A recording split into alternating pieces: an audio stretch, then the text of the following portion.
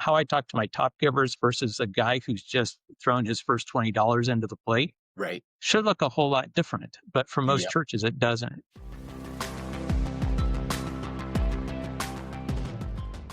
Well, hey, welcome back to Distilled. Today we are doing part 2 with Dwayne from MortarStone. So glad to have you back here. I have a fun question for you today, Dwayne. What is your fondest fall memory since we're heading into the fall?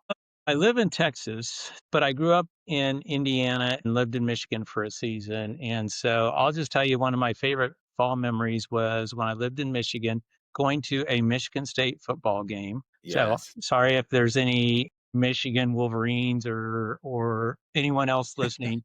I'm actually not a major Spartan fan, but I remember walking to the stadium and just in the fall there when the leaves are falling and you start to smell the decomposing of the leaves and it just creates an incredible fall scent. So that's just one of those things that pops out at me, but we don't have that in Texas, unfortunately. So anyway, I'll just go way back in my life to that. That's great. Yeah, a good fall football game that's a great Yep. idea. That's awesome. So in the last episode, we discussed when we need to start talking about giving, because this is all about year-end giving. And you talked about segmenting our givers. What are some of the considerations that churches should take in with that? Begin to think about the fact of some of us are old, so I'm 62. So how I think about giving and how I think about where I'm at in life looks a whole lot different today than it did when I was 24 out of college. So you've got generational and age based conversations. Somebody who is working hard every day and just barely making ends meet is going to think differently about giving than the person who has accomplished everything that they could imagine. And so if I choose to treat everyone that I'm talking to exactly the same, they're not actually getting the message. What we want to do, just like any discipleship conversation or anything else, we want to treat individuals as people. And so the only way you can do that is begin to segment and think about people where they're at. For there are all kinds of different ways of looking at it.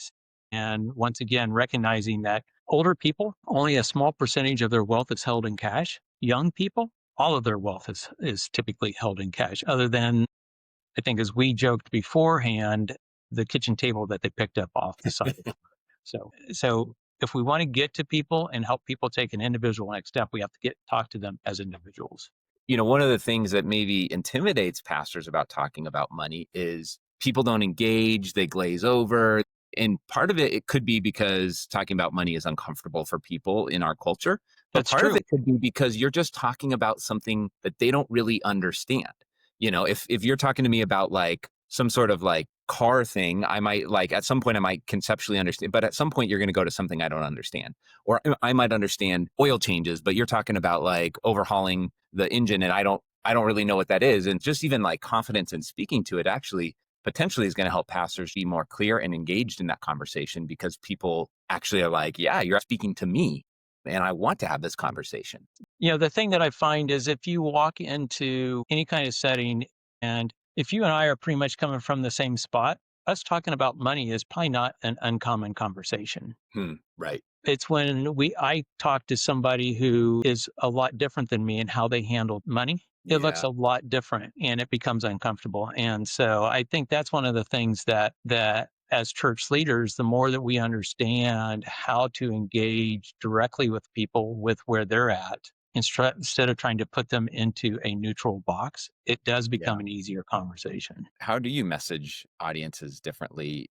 How do you think about that? And how many boxes are there? That kind of thing. I think the magic question is how many boxes are there, Dan? I've heard one of the people on our team at MortarStone has worked with a church, and the guy who does some of the primary giving moments conversations, he's laid out like 33 different versions of 33? 33, something in that range of different giving moments to speak to different people in the audience. And he is thinking about a millennial thinks totally differently about giving than a boomer does. A Gen X is much closer to a boomer than they are to a millennial or a Gen Z. Talking to each of them individually and then based upon where they're at from their ability to give. You can start creating a different box and trying to think through what would speak to Dan uniquely with where he's at is such a key part of the conversation. Recommend to churches think through when you're communicating out your end of year giving question, like we talked about last week, or when you're doing an annual report, if you do an annual report to talk about here's what God's done, think about how to segment that differently as opposed to just sending it out to everyone. The same report, but how you tell and help people take a next step looks different and unique based upon different age, different demographic, different psychographics, all kinds of different things. And so some of that is depending on the size of congregation, you need to sort through what some of that looks like. But how I talk to my top givers versus a guy who's just thrown his first $20 into the plate Right. should look a whole lot different. But for most churches, it doesn't. Hey, we wanted to pause for a minute and tell you about something exciting we have going on here at Parable.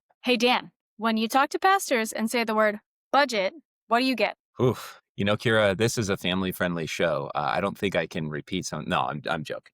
But overwhelm, a lack of excitement, eye roll, confusion, wanting to run away as quick as they can, and more. Anything to avoid it. Nice. We hear this all the time.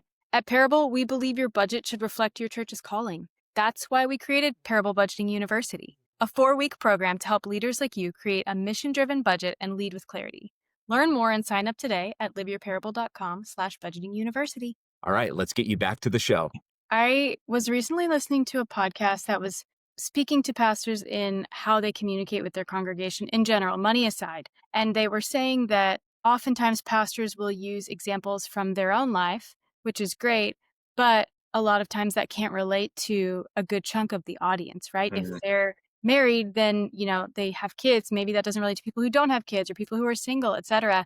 I had never thought about until this moment that you do have to do that when you're talking about money as well, because the feelings that instantly hit my soul when someone brings up money are probably strikingly different than both of you.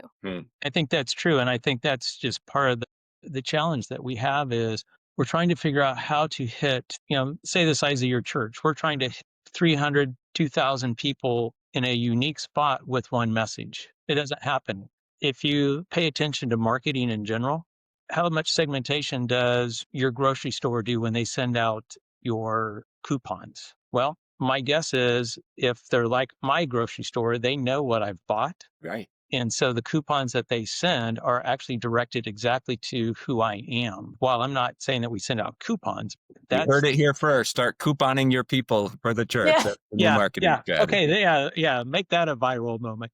But the key is the fact of they're seeking to help me take a next step to purchase something that they know I have a likelihood of buying again. And that's what we want to do with our congregation is help them take a next step based upon who they are. Really, if you're age 70, giving looks different for you than it does for age 55 who's in the prime of their earning potential, and so on and so forth. So how do you help those people take unique steps is I think some of the core things that for us as church leaders to wrestle with. How do you, on one hand, again, I could be like really excited about this, but jumping to 33 from 1 or maybe even 0 could be a lot, but I assume pick the 2 or 3 biggest groups and start working there and kind of work your way. What communication channels should pastors be using when they're trying to communicate and segment this message differently?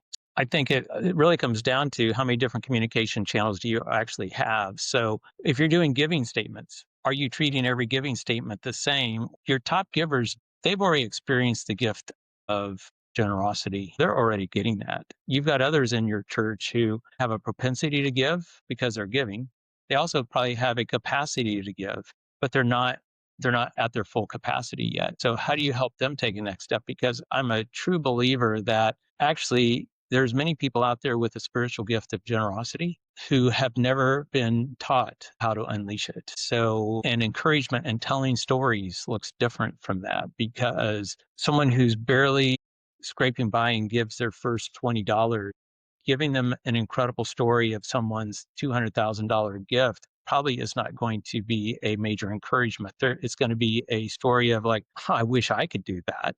Not a, wow, I could take a next step and give and split through like parents are parents all the same? My guess your church sends a different communication to nursery parents than what they do to elementary school parents than what they do to middle school than what they do to high school students because the needs of the issue are different. So why would we not use the same thought process? That's so good to think about. Every single person in the congregation is different, but also they can fit into these segments. So, Dwayne, give it to me straight. What is one takeaway or action item every pastor needs to take from this episode? Understand your segments. And an easy way to do that, actually, from a giving standpoint, is at MortarStone, we have a free basic version that'll allow you to understand your givers and the different segmentations. And so that's one great, easy step to take to make one small step in this. And then once you do that, you can then begin to say, how do I best segment and communicate to each of these people? That's great. And where can people find out more about you and MortarStone if they're curious? Two ways. One is easy ways are one on LinkedIn. You can find us there or find me there. And the other way is just directly come to our website. And we've got all kinds of information. We've got some resources to help think through some of these pieces. So come on over. Awesome. Thanks, Dwayne. Thanks, everyone. We've got links to all of that in the show notes. So check those out and you can find out more about MortarStone, the MortarStone Lite version or basic version, which seems like a no-brainer to get started with. And you can connect with Dwayne there. Thanks, Dwayne. We'll look forward to catching up with you on the next episode. Awesome. Thank you.